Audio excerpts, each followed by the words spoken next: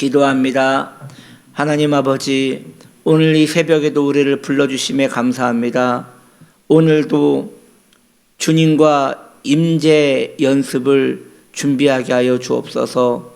하루 종일 주님을 기억하는 일에 우리가 헌신되고 도전할 수 있는 마음가짐을 허락하여 주시고, 홀로 있을 때 더 주님께 집중할 수 있는 우리의 중심 되게 하여 주시옵소서. 하나님 아버지, 이 시간에도 고통받고 있는 우크라이나 그 땅을 지켜주시옵소서.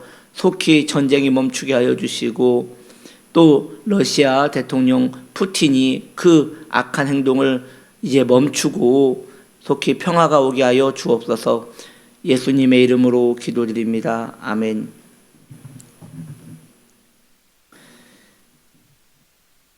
하나님 말씀 출애굽기 9장 8절로 9절 말씀입니다. 여호와께서 모세와 아론에게 이르시되 너희는 화덕의 재 두 움큼을 가지고 모세가 바로의 목전에서 하늘을 향하여 날리라. 그 재가 애굽 온 땅의 티끌이 되어 애굽 온 땅의 사람과 짐승에게 붙어서 악성 종기가 생기리라. 아멘.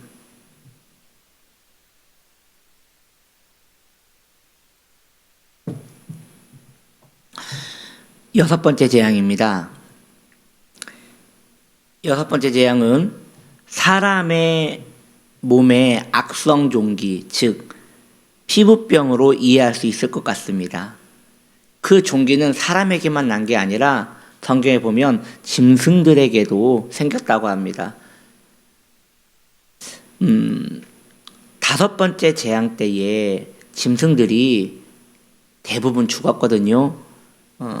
전염병으로 인해서 많은 짐승들이 죽었는데, 그나마 남아있는 짐승들도 이제 고통 가운데 살게 되는 것이지요. 이걸 볼 때 인류의 고난은 어디서 오는 것인가? 성경은 우리에게 분명히 말하고 있습니다. 사람이 죄를 지으면 그 땅도 저주를 받는다고 하였습니다. 애굽 사람들이 저주를 받으니까 그 애굽 땅에 있는 짐승과 자연 환경들도 함께 고통을 받는 것입니다. 세 번째 재앙이 무엇이지요? 그렇습니다. 이 재앙이지요. 이 세 번째 재앙은 경고 없이 바로 재앙이 시작되었다고 말씀드렸습니다. 이번에도 마찬가지입니다. 여섯 번째 재앙, 악성종기 재앙도 경고 없이 바로 시행이 됩니다. 그런데 이번 악성종기 재앙에서 독특한 점이 하나 발견됩니다. 바로 앞에 있던 애굽왕, 바로 앞에 있던 화덕을 사용했다는 것이에요. 이 화덕은 일반적인 화덕이 아닙니다. 우리가 아는 화덕이라 함은, 여러분 화덕 피자 드셔보셨지요? 이렇게 굴뚝같이 생긴 것에서 문이 있고 태문을 열고 거기에 피자를 반죽해서 넣어서 구워서 꺼내는 거잖아요. 그렇죠. 화덕은 음식을 굽는 데 사용하는 것이죠. 그런데 지금 이 화덕은 그런 화덕이 아니라는 것이에요. 우리가 잘 아는 그런 음식을 해먹는 화덕이 아니라, 이 화덕은 애굽인이 섬기던 악의 신 타이폰을 위로하기 위하여 인신제사에 쓰였던 화덕입니다. 즉 사람을 태우던 화덕이라는 것이에요. 애굽인들은 사람을 바치는 이 제사를 매우 중요하게 생각했습니다. 이 인신제사를 통하여 애굽의 악한 일이 일어나지 않기를 기원하는 굉장히 큰 제사였을 거라고 추측이 됩니다. 이 제사는 매우 큰 제사였기에 바로까지, 왕까지 나와 참관을 했던 큰 제사였던 것이죠. 우리나라 옛 조선시대에도 비가 너무 오지 않으면 왕까지 나와서 기우제를 이렇게 올리잖아요. 이와 마찬가지로 이 제사도 다른 제사와 다르게 애굽의 운명이 정해져 있다고 믿고 있는 제사이기 때문에 왕까지 나와서 그런 제사를 드리는 그런 제사였고, 그 제사가 바로 이 화덕에서 이루어졌다는 것이죠. 그런데 그 화덕을 바로 우리 모세가 사용했다는 것입니다. 하나님께서 거기에 있는 화덕에 재를 쓰라고 했다는 것이에요. 참 안타깝고도 끔찍한 일이지요. 그 화덕에서 모세는 두 움큼의 재를 듭니다. 두 움큼의 재를 집어듣습니다. 그리고 그것을 하늘을 향하여 뿌립니다. 그 재들은 바람을 타고 뿌려져 티끌이 되어 닿는 곳마다, 그것이 닿는 곳마다 생명이 있는 모든 것은 그때부터 악성종기가 일어나는 것입니다. 그나마 남아있던 가축들과 그리고 짐승을 잃고 고통 가운데 있었던 그 애굽인들의 그 비참함과 그 괴로움은 말로 할 수 없겠지요. 애굽은 이제 생지옥에 빠진 것입니다. 애굽의 악을 막기 위하여 그들이 행했던 제사에 그 타고 남은 죄에서 오히려 더 악한 것이 나왔으니 애굽인들은 그들의 악의 신 타이폰이 아무것도 아니라는 걸 알게 될 것입니다. 본인들을 지켜줄 줄 알았던 그 악의 신이 오히려 악성 종기를 만들었다고 생각하지 않겠습니까? 눈에 보이는 대로 다 보는 앞에서 모세가 다른 데에서 죄를 든 것이 아니라 그 타이폰의 화덕의 죄 앞에서 그 속에 있는 죄를 끄집어냈으니 이것은 숨길 수가 없는 것이에요. 악의 신 타이폰 그 화덕에서 나온 것이니 악의 신이 그들을 지키는 것이 아니라는 걸 알게 되었던 것이죠. 무엇을 하나님께서는 말씀하고 싶으셨던 걸까요? 무엇을 모세는 이 시간 우리에게 알려주고 싶었던 걸까요?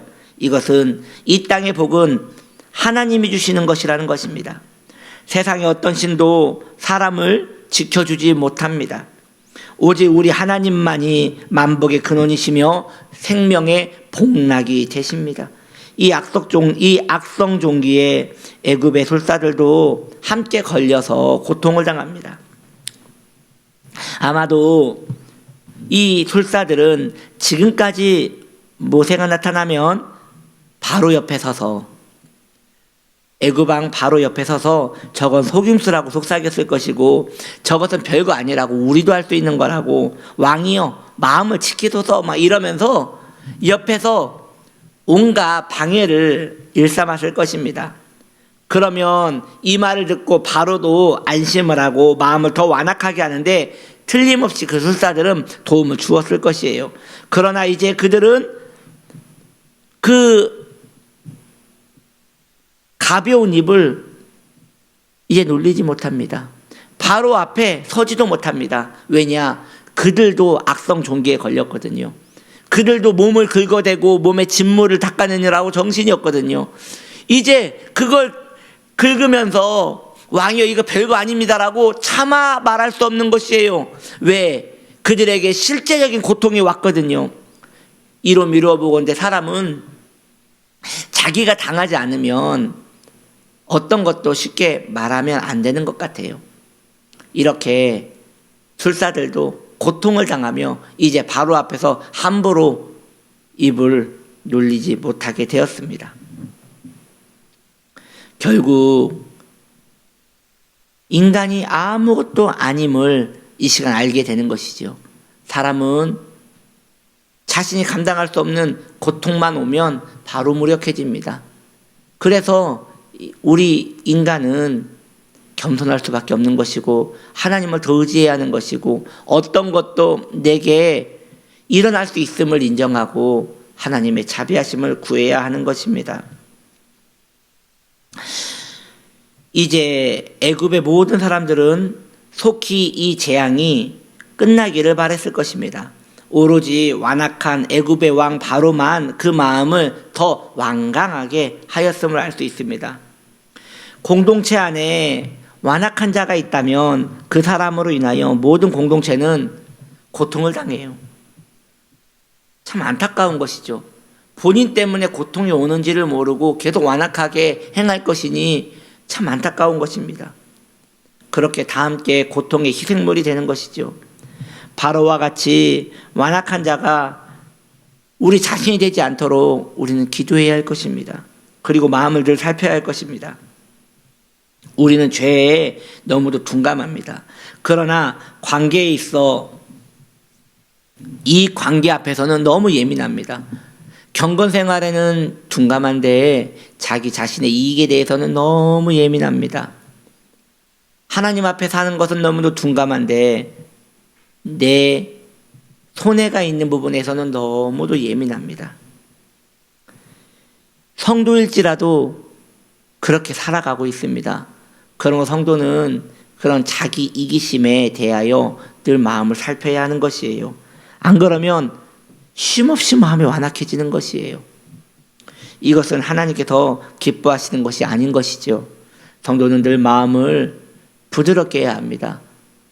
이 험악한 상황에서도 마음을 완악하게 하는 바로를 보십시오. 그렇게 되면 안 되는 것입니다. 나 자신으로 인하여 공동체가 해를 받지 않도록 자기의 마음을 부드럽게 하며, 그리고 우리의 모든 것을 지키시는 분은 오직 하나님이심을 믿고 그 하나님께 내 영혼과 감정과 마음을 맡겨드리기를 바랍니다. 요즘 쇼펜하우어의 책을 보고 있는데 그분의 글을 읽으면서 많은 위안을 받고 있습니다. 쇼펜하우어는 말하기를 고독은 우리에게 금광 같은 것이다 라고 말하고 있습니다. 홀로 있을 수 없는 사람은 그 금광을 얻지 못하나 홀로 있으면서도 자기의 의미에 대해서 깊이 상고할 수 있는 사람은 금광을 얻는 것과 같이 큰 보배로운 것을 얻었다고 그 사람은 말하고 있습니다. 마찬가지입니다. 자기 자신을 한번 헤아려 보십시오. 그리고 자신 안에 있는 악과 이기심과 또 자기 안에 하나님이 원하지 않는 것들이 일어난다면 그것 또한 우리가 하나님 아닌 것을 의지하는 것이거든요. 그것은 금광이 아닙니다. 성도는 오직 하나님 한 분만으로 만족해서 내 안에 정말 보배로운 것을 만들어야 합니다. 어떤 것에도 충동되지 않고 하나님의 긍휼 안에 머무는 우리 되기를 소망합니다. 기도합니다. 소망의 하나님, 주님의 은혜에 감사를 드립니다. 우리를 불쌍히 여기시어 우리가 완악해지지 않게 하여 주시고 하나님 한 분만으로 만족할 수 있는 우리의 중심 되게 하여 주옵소서. 우리 주님, 다시 한번 구하옵나니 우크라이나 땅을 불쌍히 여겨 주옵소서. 고통 가운데 있는 그 백성들을 보살펴 주시옵소서. 속히 전쟁이 끝나게 하여 주시고 그 푸틴의 악한 행실을 막아 주시옵소서.